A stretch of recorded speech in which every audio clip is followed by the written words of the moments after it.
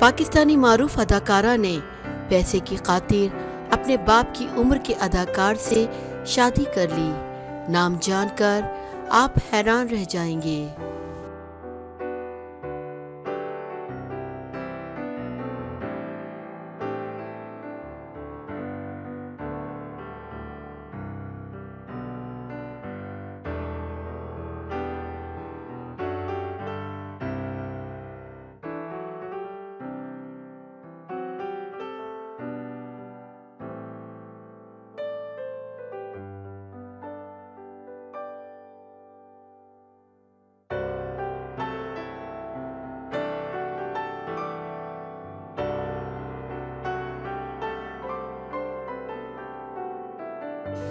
पाकिस्तान की मारूफ अदाकारा ज़ारा तरीन और पाकिस्तानी निज़ात अमरीकी अदाकार फरहान ताहिर की शादी की तकरीबात का आगाज़ हो गया है।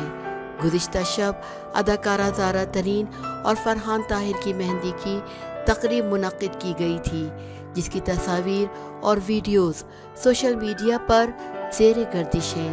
एक तस्वीर में देखा जा सकता है कि फरहान ताहिर अपनी होने वाली अहलिया ज़ारा तरीन को अंगूठी पहना रहे हैं। ख्याल रहे कि ज़ारा तरीन ने अपनी मेहंदी की तकरीब में सब्ज़ रंग के जोड़े का इंतखाब किया, जबकि अदाकार फरहान ताहिर ने क्रीम कलर का लिबास ज़ेबतन किया हुआ है।